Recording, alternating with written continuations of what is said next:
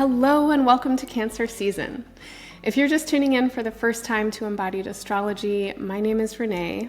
Welcome back to all my longtime listeners. I'm so happy to be here with you. Your Cancer season horoscopes are coming right up, but first I need to tell you a couple of things. 1, I have recorded horoscopes for Cancer, Leo, Virgo, and Libra seasons all together in the last week. They're going to be edited, so you'll be getting your readings as the seasons start, but I need you to know this for 2 reasons. 1, you're going to see me looking pretty much the same for the next few months. And also, I'll be expanding on some themes that are continuous across this stretch of time, which is basically from the end of June until the end of October in 2025. Also, I want to tell you that I did this because of what I see upcoming in this year's astrology. Surprise, surprise, it is a lot of change. And I wanted to create some more space for myself to get out of my comfort zone and business as usual so that I can be more responsive to some of the changes that are happening in my life, including here at Embodied Astrology. I also wanted to tell you this because it's a great time for any of us to get out of our comfort zones and business as usual. So if you've been feeling a bit restless lately, or like you're anticipating something, or maybe just that you need a change, please, please, please, please, my friends, schedule ahead and plan to disrupt your own rhythms so that you can be available and actively participate more generously with the changes that are trying to happen, especially in the next 4 months. On that note, I have done my best to outline what I see happening in the next months and years astrologically, and I'm including a bonus reading for the collective in Cancer season in this season's offerings.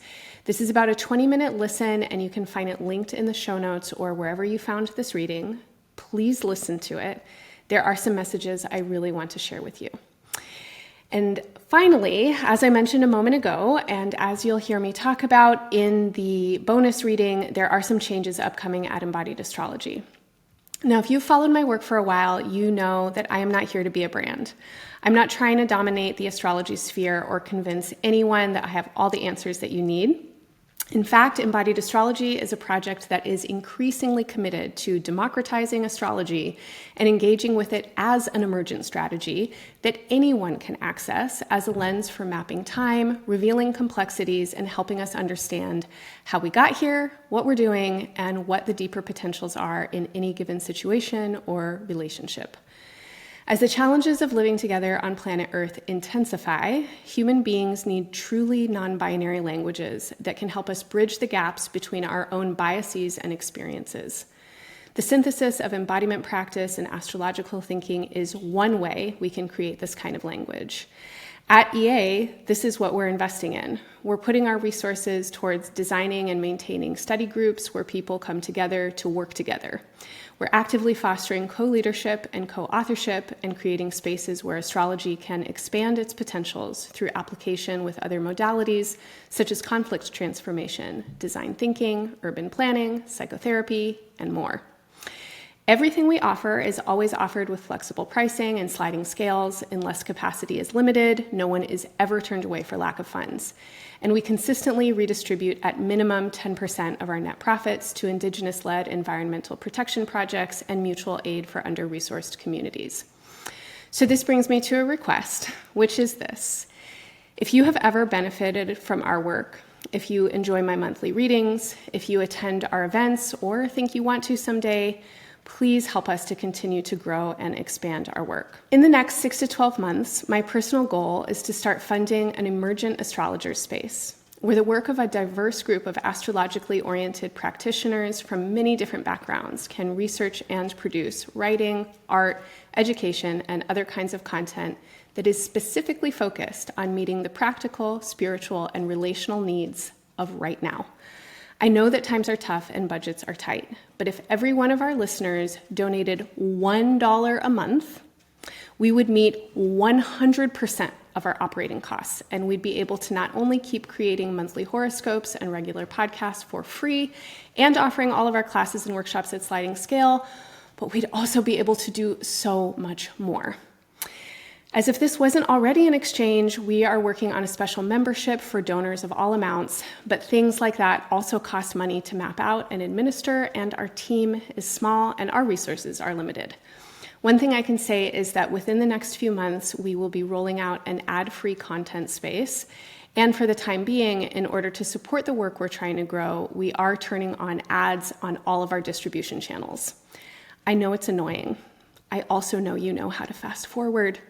But please know that we're only using them so that we can stay here.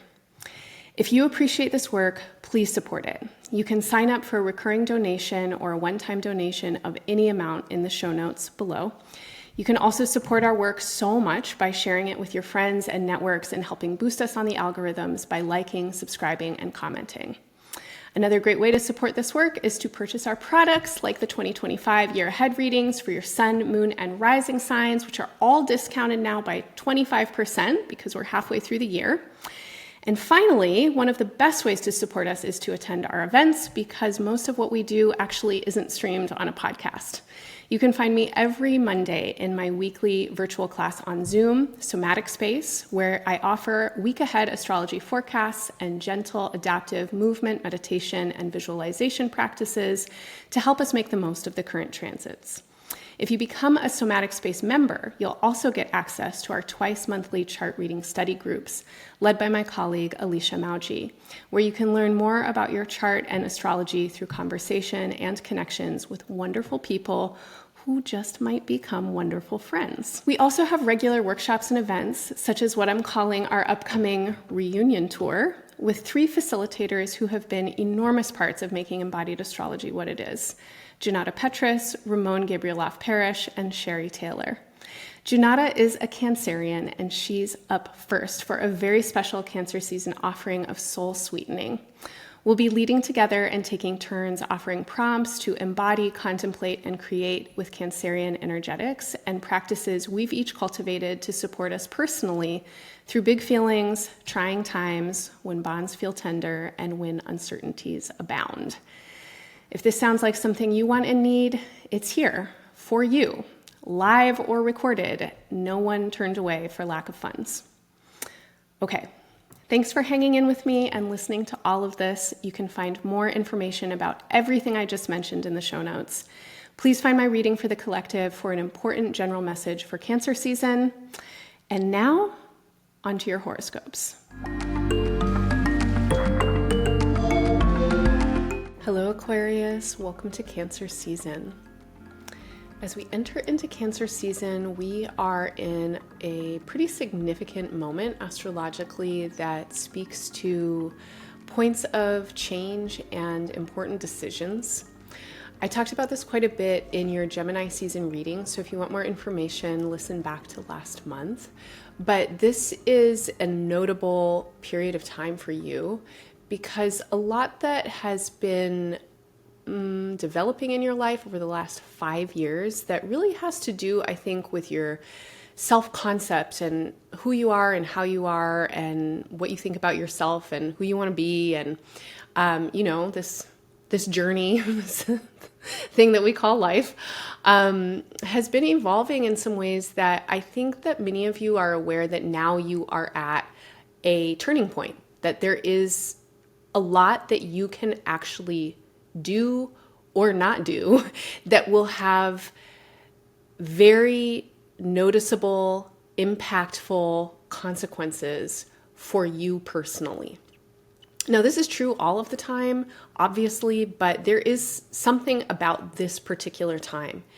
And my feeling is that as we move into Cancer season in 2025, Aquarians are really needing to practice increasing their awareness, and in that increase of awareness, expanding their consciousness of how awareness creates a lot of the conditions of life. That sounded very existential, so let me break it down.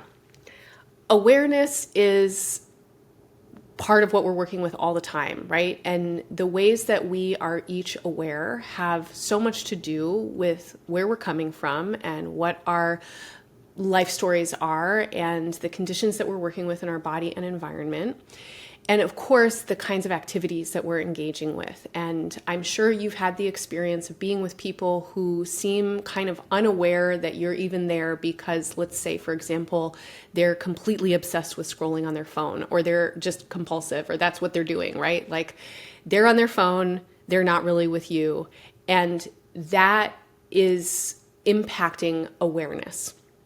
Awareness is impacted by all kinds of things, by what we're eating, how we're sleeping, what's going on in our relationships, blah, blah, blah, blah, blah. We can also practice awareness. And practicing awareness is something that we can do in all different kinds of ways. There can be structured, formal practices like meditation or, nonviolent communication or whatever. I'm sure you've got plenty of practices you've come across. And then we can also just practice in the ways that are intuitive and instinctual for us, trying to notice what is filling up our awareness. What are we aware of? And the ways that we are aware, and let's say the kinds of consciousness and attention and focus or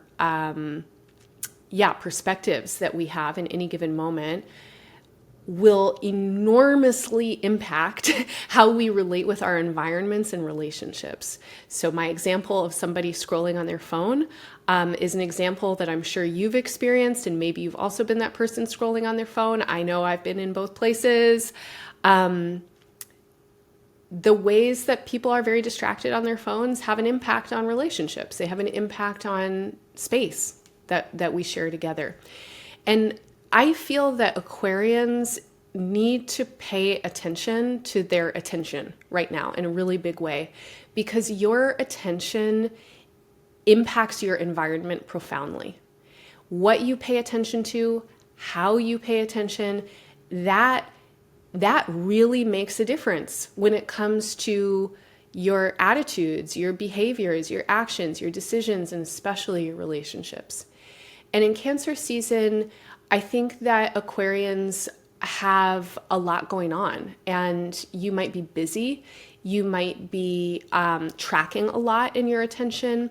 Some of you are experiencing something that is creating a challenge in your attention, and no shade, because, oh my gosh, it is really hard to pay attention. It's so challenging right now to navigate the influx of total overstimulation that comes in through news, that comes in through media. We are living in a time of polycrises and big breakdown and a lot of insecurity and unpredictability. And if you are feeling like your mind is going in a million different directions at once, that's totally understandable. We also live in a world that is increasingly polluted, and there's a climate breakdown that's happening, and there could be a lot of environmental factors that could be influencing your attention and your consciousness, as well as emotional, psychological, and personal factors. So please don't hear me, telling you should be any one way or the other. All I'm saying is that it is important for you to recognize that you have agency and choice in your own attention, that you can cultivate awareness, that you can practice building your consciousness, and that the ways that you pay attention, what you are aware of, and how you work with your own consciousness have an impact. And they will impact how you relate with your environment, including other people. And that will then impact how you feel and what you're available for in your attention.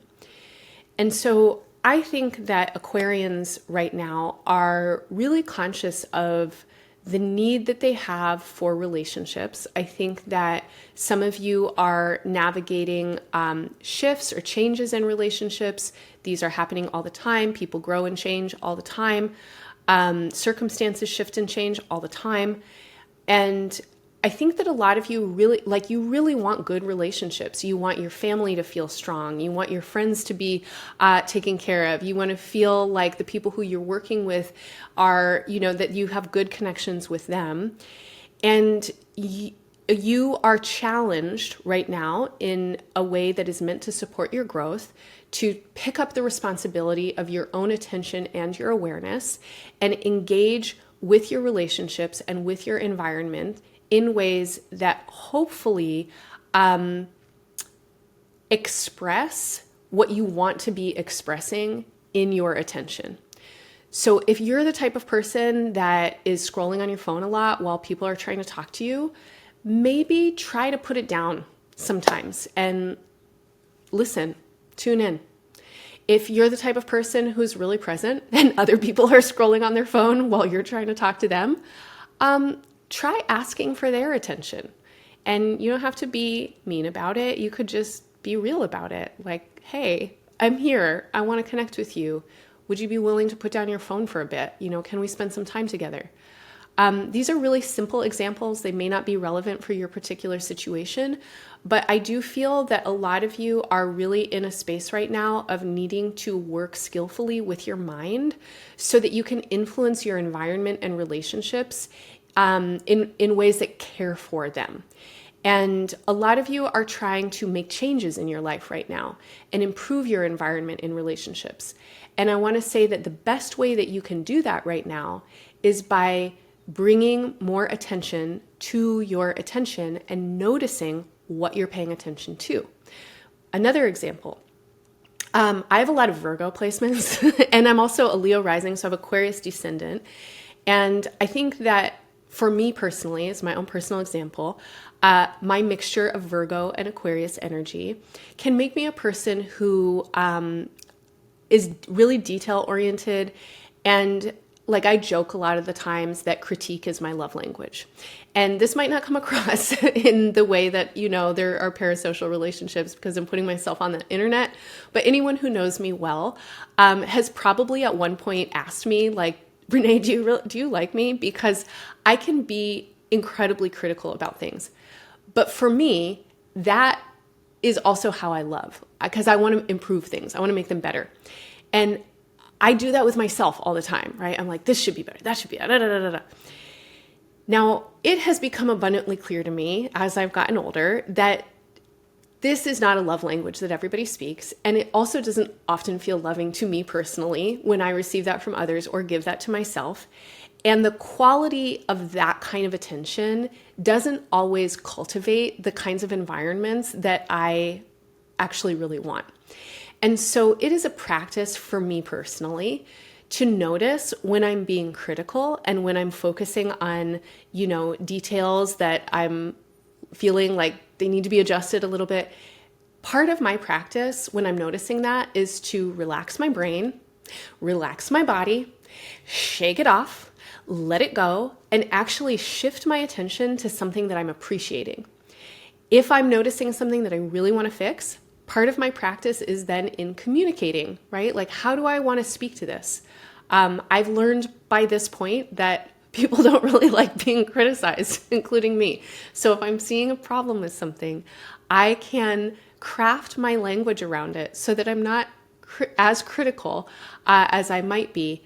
And hopefully this can then invite someone into a process with me and we can work together to make an improvement. So that's my personal example. Maybe some of that might resonate for some of you, but think about it in your own terms.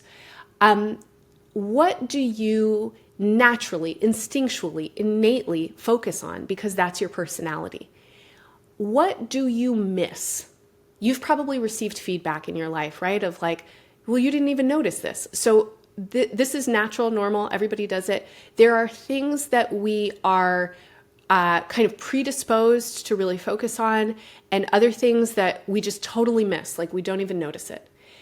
And I feel that a lot of you right now will benefit very deeply in multiple ways in your own personal growth, in your relationships with family, with friends, with colleagues, with siblings, and also in the ways that you're able to attract and receive abundance and resources and what you want and need in your life. All of these areas will benefit from you bringing more attention to your attention.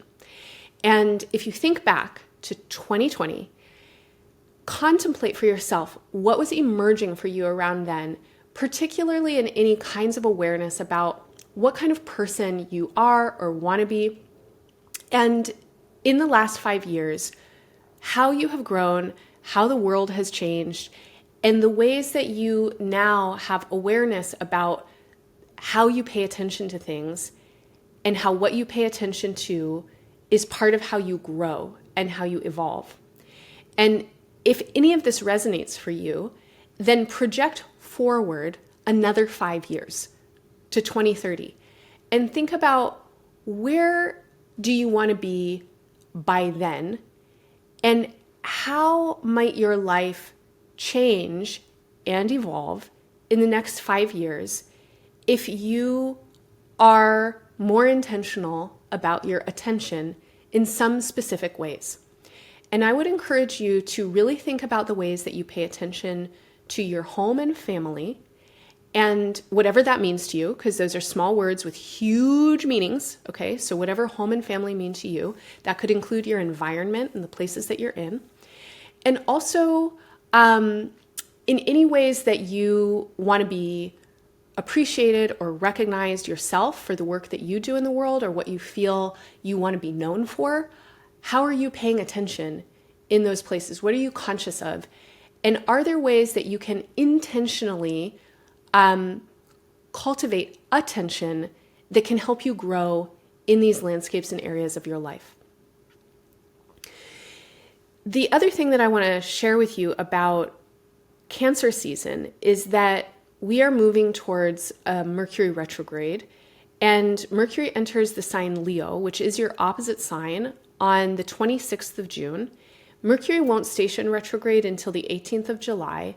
It stations direct August 11th, and it finishes its shadow phase August 25th. It begins its shadow phase June 29th. The shadow phases are when Mercury is moving direct over the same area in space that its retrograde takes it. These shadow phases are integrating and kind of preparation moments for the retrograde itself.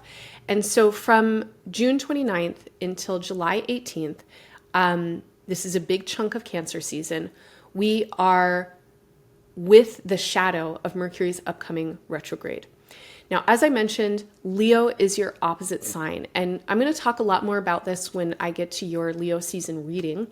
But in this kind of foreshadowing phase, from the 29th of June until the 18th of July, pay attention to your relationships and the communication that is happening in your relationships. Pay particular attention to the ways that people might be talking to you about your attention, right? So the theme for you right now is about attention, awareness, consciousness. If you're having situations in your relationships where people are like, you're not paying attention, pay attention to that. That is really important information. They're asking you for something. There is a bid for your attention. If you are having the experience of somebody not giving you the kind of attention that you want and need, try and ask for it. Of course, our bids for attention often are received better when we can be kind, compassionate, and have a sense of humor and just really speak our wants and needs from the I feeling statements, right? Not projected onto people like, you're never paying attention to me, right? People don't typically respond well to that. If you happen to get that kind of communication, be the bigger person, remember, they might be feeling reactive, and you don't have to meet them in that kind of defensiveness or argument. Allow yourself to take the feedback and remember the feeling that you've had at some point in your life. I know you've had it, of feeling reactive that someone wasn't paying attention to you, and then respond intentionally. Okay. So this Mercury retrograde, again, I'm going to talk to you more about it next month.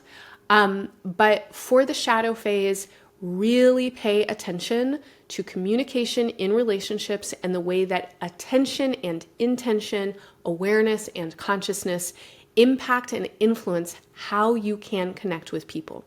And I would encourage you to extend yourself right now. Open up your mind, your energy, your curiosity. Try and meet people where they are and give a little bit more of yourself so that people can meet you where you are. you benefit right now and your relationships benefit from generosity in communication. And that also includes generosity around feedback. I think that your relationships are wanting to grow and evolve, and they are growing and evolving a lot right now around awareness, attention, intention, and communication. Finally, as we move into the month of July, a lot is happening in the air element. Notably, Uranus, the outer planet that is often associated with Aquarius as its modern ruler, is moving into Gemini, and this is your fellow air sign. Uranus enters Gemini with Venus. This gives a lot of great energy to this transit, and this is a great place in your chart. This is your solar fifth house. This is the place of creativity, authentic expression, personal enjoyment, your passions, hobbies, favorite pastimes. It's also the place of romance and, people who you want to play with, playmates and playful energy. And then finally, it is a place that has a lot to do with creative, generative kinds of energy. And so that can include creative projects and personal expression, but it can also include children. Children are creative and then, they are just naturally playful. And if you happen to be a parent, that's where a lot of your creative energy is going, is towards them. And, raising kids, I think, is probably one of the most important and unnamed artistic projects that a lot of people engage with. So Uranus is an outer planet, has an 84-year orbit around the sun. It is highly likely that this is the only time in your life that you will get to experience Uranus in Gemini. It makes its first entry on July 7th. Uranus will station retrograde at the very first degree of Gemini in September. It'll move back into Taurus, where it has been since 2018 in November. It stations direct in February of next year and then moves back into Gemini by the end of April 2026 and stays there until 2033. So this transit is important for you in a big way. Uranus coming into your fifth house and into the sign Gemini is really supportive for Aquarians expressing themselves in new and different ways. Aquarius and Uranus are both symbols that actually have a lot to do with consciousness and awareness. Sometimes astrologers will talk about Uranus as the aha energy because it's about breakthroughs and enlightenment and awakening. Aquarius as an energy also speaks to high-level intelligence and the kind of intelligence that can see how things work in big ways. This transit for Aquarius wants to help you liberate your attention so that you can create in new and different ways in the world. This is a powerful influence for personal creativity, and I would definitely encourage you to expand your repertoire in some way if you're a person who feels creative in any way, and that can be artistic or otherwise, right? We are always creating. There are so many ways to be creative. Now is a great time for that. And I will also say that this is a time when you might be asked to improvise, and your life might give you all kinds of things you don't expect so that you can be a little bit more creative in how you respond to them. And your creativity is boosted and enhanced and supported by your consciousness. Okay? When you are available with your awareness in your consciousness, you have access to much more of your intelligence and creativity than when you are distracted or preoccupied or fixated in some kind of way that keeps you from being aware. So I'm going to leave you with that for Cancer season, and I'm going to offer you a very simple meditative embodiment practice that can help boost awareness. Now, this practice is a practice of bringing attention and awareness to the parts of your body that are gates for sensory information to enter. So I'm going to ask you just to choose one: your eyes, your nose, your ears, or your skin. Now, our bodies and beings receive information from all different kinds of places, definitely much more than just those four senses. But choose one right now. Either bring your attention to your eyes, your nose, your ears, or your skin. And then really see if you can concentrate your focus and attention in one of these places. And I'm going to do it with you. And as we concentrate and focus attention, we're breathing, we're remembering to breathe. And we're practicing paying attention, concentrating, focusing, bringing awareness into one of these gates of sensory receptivity.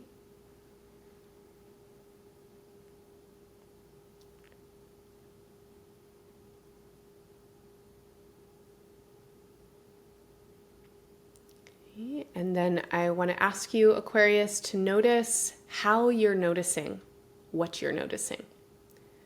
So if your attention is in your skin, notice the quality of attention. Are you focused at one particular place? Are you already describing and telling stories about what you're feeling? See if you can let your attention rest in the experience of sensing. See if you can encourage your mind to relax and not make meaning or tell stories, but just be in the experience of sensing.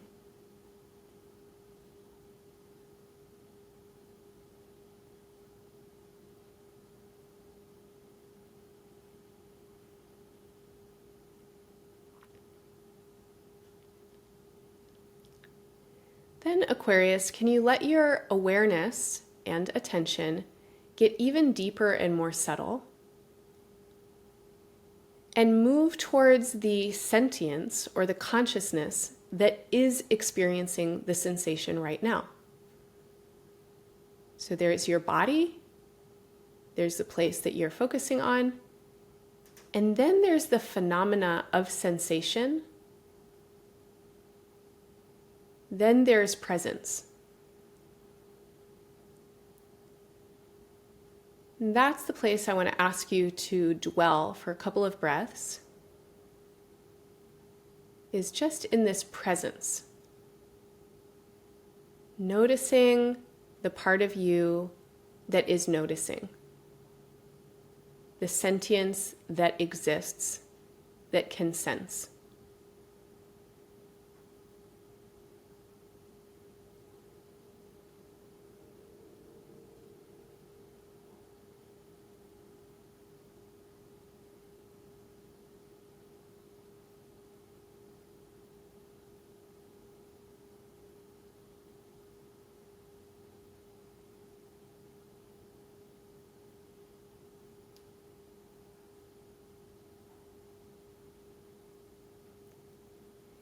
And notice how that feels in your mind and your consciousness to just be with sensing and sentience. And if you felt any amount of relaxation or greater availability, remember this, because this is the kind of energetic space and state that I hope you can continue to cultivate. Being able to sense and be present in the experience of sensing in our environments and relationships is such a profound and generous gift. It allows expression for others in ways that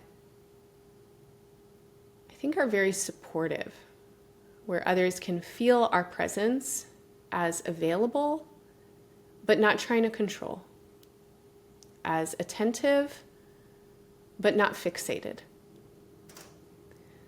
This is the kind of energy that you want to bring into your environment, to your relationships, to your decisions, and to your tasks in the coming month, and maybe longer than that. All right, Aquarius, I'm going to leave it there. And if you appreciated that exercise, that practice, and if it felt new to you, some of you may be familiar with this kind of practice, but if you are unfamiliar with it, you can learn more about it This is a practice that I've learned through the study of yoga, and it is called pratyahara. And this practice is meant to make us available to the field of sensory information in ways that expand our awareness and consciousness and help reduce the orientations of the mind and ego to grab onto things and tell stories about them or push them out of our reality or get self-centered or things like that. All right, Aquarius, I hope any or all of that feels helpful and interesting for you in Cancer season. I'm wishing you all the best in this season and beyond. Bye for now. Thanks so much for tuning in with me, y'all. If this message feels supportive for you, please help support me by liking, commenting, subscribing, and sharing this work with your friends and networks. Check the show notes for other ways to support the work at Embodied Astrology, including getting your 2025 year ahead readings, which are now 25% discounted, or coming to the Cancer season workshop, which I'll be co-facilitating with the one and only Janata Petrus, or attend one of my weekly classes or the bi-monthly chart reading study groups with Alisha, or become a sustaining donor. There are so many ways to support this work and so many ways this work wants to support you. All that information and more in the show notes. I'm wishing you all the best in Cancer season and beyond.